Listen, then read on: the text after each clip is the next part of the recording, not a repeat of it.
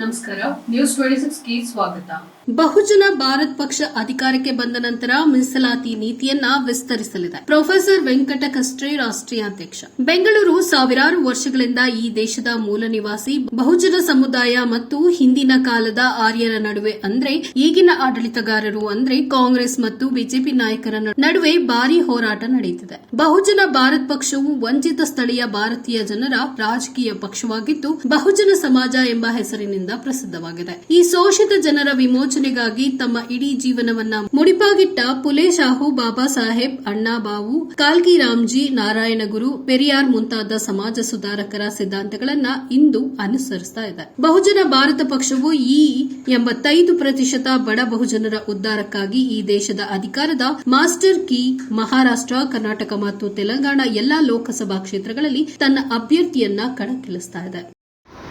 Welcome to all press persons, print media, electronics media and social media persons.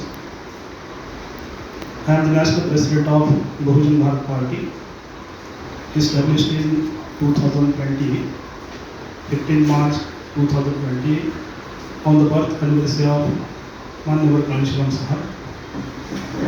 It is established in Mumbai and focus is on establishing the electoral power in South India and Maharashtra.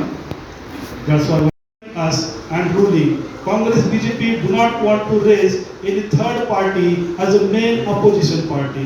As we know that when Janasangh has been established in the 1952 era, at that time Congress motivated Shama Prasad Mukherjee, who was the minister of Pandit Jawaharlal Nehru ministry, and at that time Shama Prasad quit Congress ministry and established a separate party that is called as the Janasangh, and now the Janasangh has become BJP.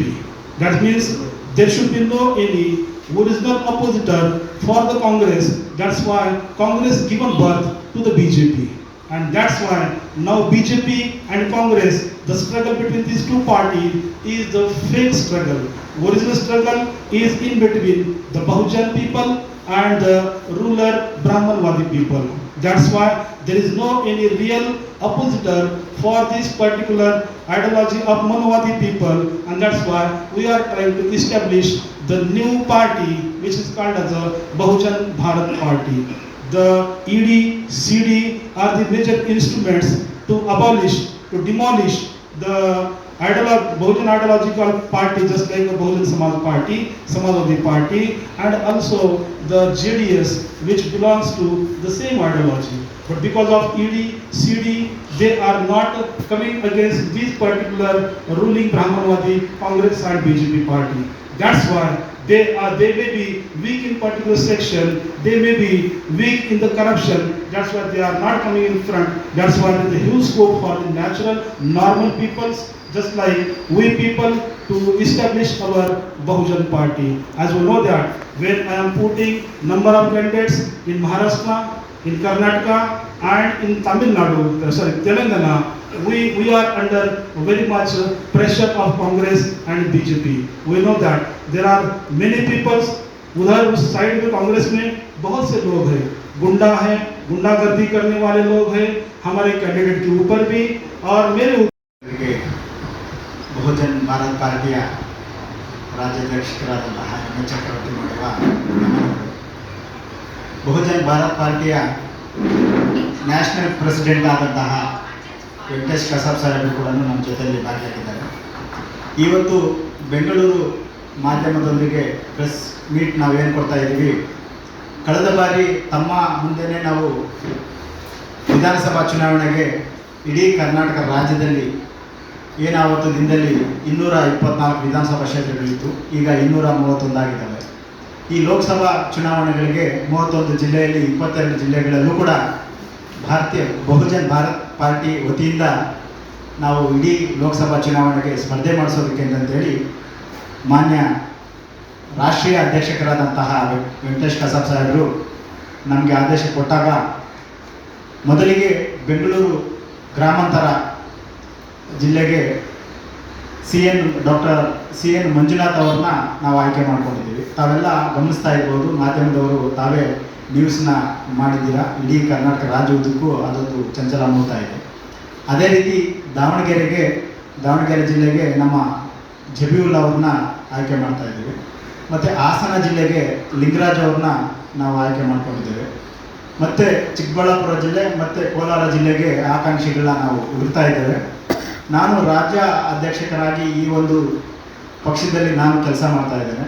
ನನಗೆ ರಾಷ್ಟ್ರೀಯ ಅಧ್ಯಕ್ಷಕರು ಯಾವ ಜಿಲ್ಲೆ ಸೂಕ್ತವಾಗಿರುತ್ತೆ ನಿಮ್ಗೆ ಆಯ್ಕೆ ಮಾಡು ಅಂತಂತಂದರೆ ಆ ಜಿಲ್ಲೆಗೆ ನಾನು ಕೂಡ ಸ್ಪರ್ಧೆ ಮಾಡುವ ನಿಟ್ಟಿನಲ್ಲಿದ್ದೇನೆ. ಇವತ್ತಿನ ದಿನದಲ್ಲಿ ನಮಗಿಂತ ಹೆಚ್ಚು, ಸಾರ್ವಜನಿಕರಿಗಿಂತ ಹೆಚ್ಚು ಮಾಧ್ಯಮದವರು ತಮಗೆ ಗೊತ್ತಿದೆ. ಇಡೀ ಕರ್ನಾಟಕ ರಾಜ್ಯ ಸರ್ಕಾರ ಆಗಿರ್ಬೋದು ಮತ್ತು ರಾಷ್ಟ್ರೀಯ ಸರ್ಕಾರ ಆಗಿರ್ಬೋದು, ಏನು BJP ಸರ್ಕಾರ ಇವತ್ತು ದಿನದಲ್ಲಿ ಜನಗಳಿಗೆ ಎಷ್ಟು ಮಟ್ಟಿಗೆ ನ್ಯಾಯ ಕೊಡ್ತಿದೆ ಮತ್ತು ಎಷ್ಟು ಮಟ್ಟಿಗೆ ಸರ್ಕಾರದಿಂದ ಅನ್ಯಾಯಕ್ಕೆ ಒಳಗಾಗ್ತಾ ಇದ್ದಾರೆ. ಅದರಲ್ಲೂ ಹಿಂದುಳಿದ ವರ್ಗದವರು, ಅಲ್ಪಸಂಖ್ಯಾತರು, ದಲಿತರು ಇವರೆಲ್ಲ ಎಷ್ಟು ಮಟ್ಟಿಗೆ ನೋವುಗಳನ್ನ ಪಡ್ತಾ ಇದ್ದಾರೆ. ಸರ್ಕಾರದಲ್ಲಿ ಬಾಬಾ ಸಾಹೇಬ್ ಅಂಬೇಡ್ಕರ್ ಅವರ ತತ್ವ ಸಿದ್ಧಾಂತದಲ್ಲಿ ಸಮಬಾಳು ಸಮಪಾಲು ನಿಟ್ಟಿನಲ್ಲಿ ಇವತ್ತು ಎಷ್ಟು ಜನರು ವಂಚಿತರಾಗ್ತಿದ್ದಾರೆ.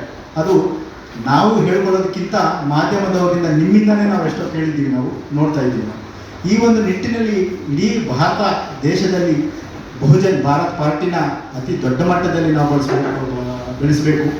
ಯಾಕಪ್ಪ ಅಂತಂತಂದರೆ ಇವತ್ತು ಕಾಂಗ್ರೆಸ್ ಪಕ್ಷ ಆಗಿರ್ಬೋದು, BJP ಪಕ್ಷ ಆಗಿರ್ಬೋದು, JDS ಆಗಿರ್ಬೋದು, ತಮ್ಮ ಕುಟುಂಬ ರಾಜಕಾರಣಿಗಳನ್ನ ಅವ್ರು ಮಾಡಿಕೊಂಡು ಮಕ್ಕಳು, ಮೊಮ್ಮಕ್ಕಳು, ಅಳಿಯಂದರು, ಅಣ್ಣ ತಮ್ಮಂದರು, ಹೆಂಡತಿ ಇವ್ರನ್ನೇ ಬೆಳೆಸ್ಕೊಂಡು ಬರ್ತಾ ಇರಬೇಕಾದ್ರೆ ಅಧ್ಯಕ್ಷರಾದಂತಹ ನಾವು ಡಾಕ್ಟರ್ ರಮೇಶ್ ಚಕ್ರವರ್ತಿ ಅಂತಂದೇಳಿ ಕಂಟೆಸ್ಟ್ ಮಾಡುವಂಥ ಅಭ್ಯರ್ಥಿಗಳ ಹೆಸರು ಬೆಂಗಳೂರು ಗ್ರಾಮಾಂತರ ಜಿಲ್ಲೆಗೆ ನಮ್ಮ ಡಾಕ್ಟರ್ CN ಮಂಜುನಾಥ್ ಅಂತಂತೇಳಿ, ದಾವಣಗೆರೆಗೆ ಕಂಟೆಸ್ಟ್ ಮಾಡುವಂಥ ಅವರ ಹೆಸರು ಡಾಕ್ಟರ್ ಅಬ್ದುಲ್ ಅಂತಂತೇಳಿ, ಜಬೀವುಲ್ಲಾ ಅಂತಂತೇಳಿ, ಮತ್ತು ಹಾಸನ ಜಿಲ್ಲೆಗೆ ಕಂಟೆಸ್ಟ್ ಮಾಡುವಂಥ ವ್ಯಕ್ತಿ ಡಾಕ್ಟರ್ ಲಿಂಗರಾಜಣ್ಣ ಅಂತಂತೇಳಿ.